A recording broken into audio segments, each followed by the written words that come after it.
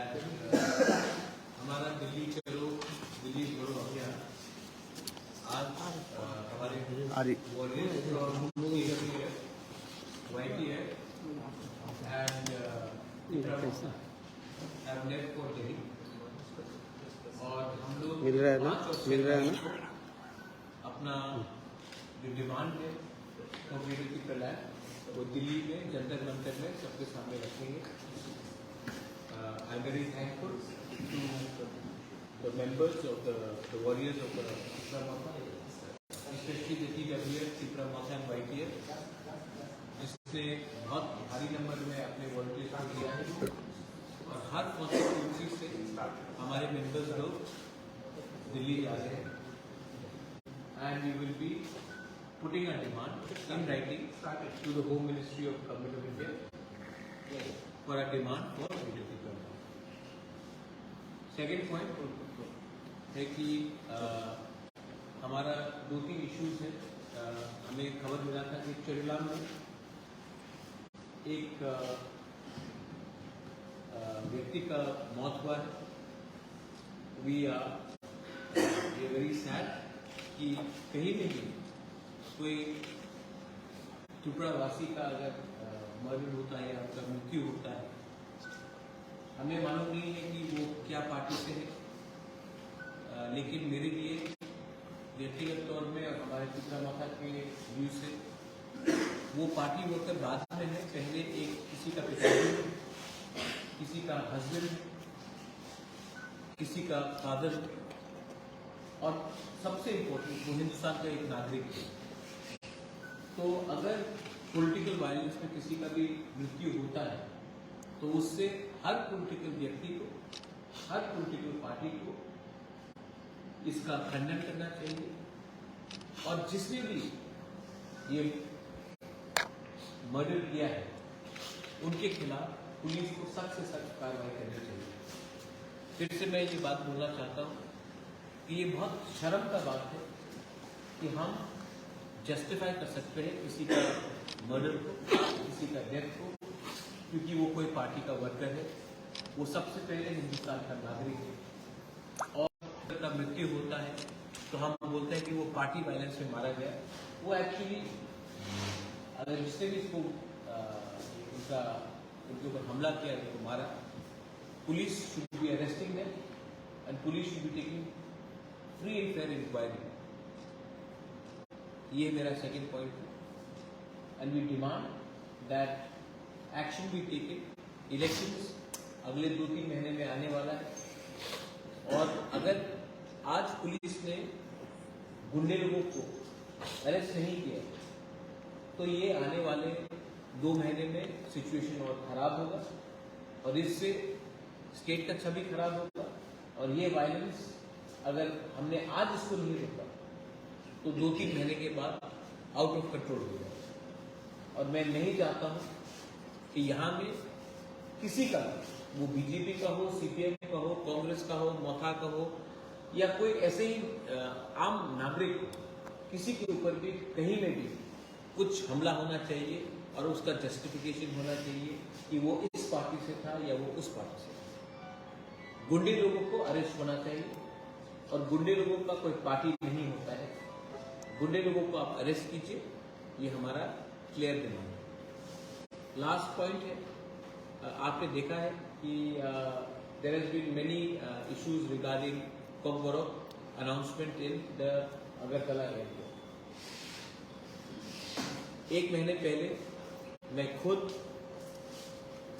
Civil aviation minister से, जिनको मैं अच्छे तरीके से पहचानता भी हूँ, जानता भी हूँ, ज्योतिरादित्य सिंधिया, मैं उनसे मिला था और मैंने उनको राइटिंग में एक डिमांड दिया था कि महाराजा वीर विक्रम एयरपोर्ट में कॉकबोरोक में अनाउंसमेंट किया जाए। कॉकबोरोक हमारा स्टेट रिकग्नाइज्ड लैंग्वेज है और हमने ये कहा था कि ये अनाउंसमेंट बंगाली में हो रहा है, हिंदी में हो रहा है, इंग्लिश में हो रहा है, उसको रहना चाहिए और साथ बाय साथ उसको कॉकबोरोक में भी करना चाहिए।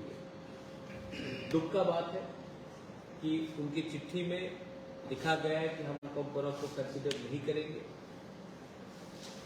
मुझे दुख लगता है कि एक ऐसा लैंग्वेज जो इस भूमि का है उसको हम लोग सम्मान नहीं दे रहे। मैं फिर से अपील करता हूं to the government of India कि हमारे इंडिजिनस त्रिपुरासा के सेंटिमेंट के साथ प्लीज खिलवाड़ मत कीजिए। हम चाहते हैं कि बांग्ला रहे, हम चाहते हैं इंग्लिश हिंदी रहे, और हम चाहते हैं कि कॉम्पोरक भी इंट्रोड्यूस हो जैसे रेलवे स्टेशन में हो रहा है। आप हर चीज को बंगाली और कॉम्पोरक में लाकर क्यों टेंशन लाना चाहते हैं? क्योंकि मुझे नहीं लगता कि किसी बंगाली ने भी अपोज किया है कि महाराजा वीर विक्रम एयरपोर्ट में कॉम्पोरक में अनाउंसमेंट होना चाहिए। गवर्नमेंट ऑफ इंडिया का ये पॉलिसी जिसमें हमको डिवाइड एंड रूल किया जाता है वो अनएक्सेप्टेबल है। और मैं चाहता हूं कि आज से 6 साल पहले जब जितेंद्र चौधरी ने, जो उस समय एमपी थे, उन्होंने चिट्ठी लिखा था, तो उसी समय सिविल एविएशन मिनिस्टर जो एनडीए गवर्नमेंट के ही सिविल एविएशन मिनिस्टर थे, उन्होंने कहा था कि हम कॉम्पोरक में अनाउंसमेंट करेंगे। तो 6 साल में क्या बदल गया है कि आज आपको कॉम्पोरक का अनाउंसमेंट महाराजा वीर विक्रम एयरपोर्ट में नहीं दिया जा रहा है। यही बात सीबीएसई एग्जाम्स का भी है। सीबीएसई का जो परीक्षा होगा, हम वेलकम करते हैं कि कॉम्पोरक को सीबीएसई में आप दर्जा दे रहे हैं, लेकिन परीक्षा आप बांग्ला लैंग्वेज में कर रहे हैं। अगर बांग्ला लैंग्वेज में सीबीएसई का एग्जाम्स हुआ तो 99% हमारे स्टूडेंट को मुश्किल होगा एग्जाम्स पास करने के लिए। आप क्यों हमें इंग्लिश में एग्जाम्स देने का अवसर नहीं दे रहे? आज दूसरे जो लैंग्वेजेस हैं नॉर्थ ईस्ट में, जो एक लैंग्वेज कमीशन में नहीं है, उनको भी आप मौका दे रहे हैं अपने लोकल लैंग्वेजेस में या उनके चॉइस ऑफ लैंग्वेज में परीक्षा देने के लिए। तो हमारे स्टूडेंट्स को जो कॉम्पोरक में एग्जाम दे रहे हैं उसको आप क्यों फोर्स कर रहे हैं कि हमारे चॉइस में नहीं देकर किसी और चॉइस में दिया जाए? स्टेट गवर्नमेंट को मैं फिर से बोलना चाहता हूं कि आप हर चीज को ऑपोजिशन के तरीके से मत देखिए। ये हमारा जो सजेशन है कंस्ट्रक्टिव है। अगर आप ऑपोजिशन का बात सुनेंगे, कभी कभी कंस्ट्रक्टिव क्रिटिसिज्म सुनेंगे, तो इससे किसी का नुकसान नहीं होता है, देश का भला होता है, राज्य का भला होता है। अगर आपको कोई सवाल है इसके बाद, I am more than happy to answer. If anyone wants to say anything also apart from that, please feel free. But if you all have any questions, I am more than happy to answer regarding the Delhi अभियान, regarding the violence which took place in Kerala, or regarding Koomporok in the airport and in CBSE. Maharashtra, how many warriors there from Delhi? Over 1,400 warriors in the hospital. And do you feel that political violence has increased in the last couple of months in the state? Murder, if someone dies, how can you justify a death of an individual? मैंने कुछ statement सुना है कि वो CPM का worker था या वो बीजेपी का वर्कर को पीटा गया। सबसे पहले वो सीपीएम वर्कर नहीं, सबसे पहले वो बीजेपी वर्कर या महा वर्कर नहीं, कांग्रेस वर्कर नहीं, सबसे पहले वो हिंदुस्तान का एक नागरिक है। अब अगर हिंदुस्तान के नागरिक को आप पहले पार्टी के रंग से देखेंगे और हिंदुस्तान के नागरिक के आधार से नहीं देखेंगे, देन देश में कुछ तो प्रॉब्लम है, स्टेट में कुछ तो प्रॉब्लम है। आज पूरे नॉर्थ ईस्ट में सिर्फ त्रिपुरा का ही नाम क्यों आता है जो वायलेंस होता है? अरे एक पार्टी अपना प्रोग्राम कर रहा है, दूसरा पार्टी उसका प्रोग्राम कर रहा है, करने दीजिए। और मुझे नहीं लगता है कि अगर पुलिस को फ्री हैंड दिया जाए तो ये सब अरेस्ट हो जाएंगे गुंडे लोग। क्योंकि ये जो गुंडे लोग सीपीएम के टाइम भी थे, कांग्रेस के टाइम भी थे, आज बीजेपी के टाइम भी है, ये गुंडे लोग हैं। और गुंडा लोगों को अगर हम आज पॉलिटिकल प्रोटेक्शन देंगे, बाद में जब हम लोग पावर में नहीं रहेंगे तो यही गुंडे लोग हमें कोई अटैक करेंगे। These people are threat to society. और मुझे जहां तक खबर है, पुलिस अच्छे लोग हैं, पुलिस में वो लोग अरेस्ट करने के लिए तैयार है, लेकिन जब भी अरेस्ट होता है, ड्रग्स का मामला हो या पॉलिटिकल वायलेंस का मामला हो, तो मंत्री का फोन आ जाता है, नेता का फोन आ जाता है कि ये हमारे लोग हैं, इनको छोड़ दो। जब तक ये फ्री हैंड नहीं दिया जाएगा, ये वायलेंस रहेगा। I think people have to be arrested. Example has to be set. Whoever, if today we do not arrest perpetrators of this violence, in the next 2 months, violence will increase, and common people, the common citizens of Tripura will suffer.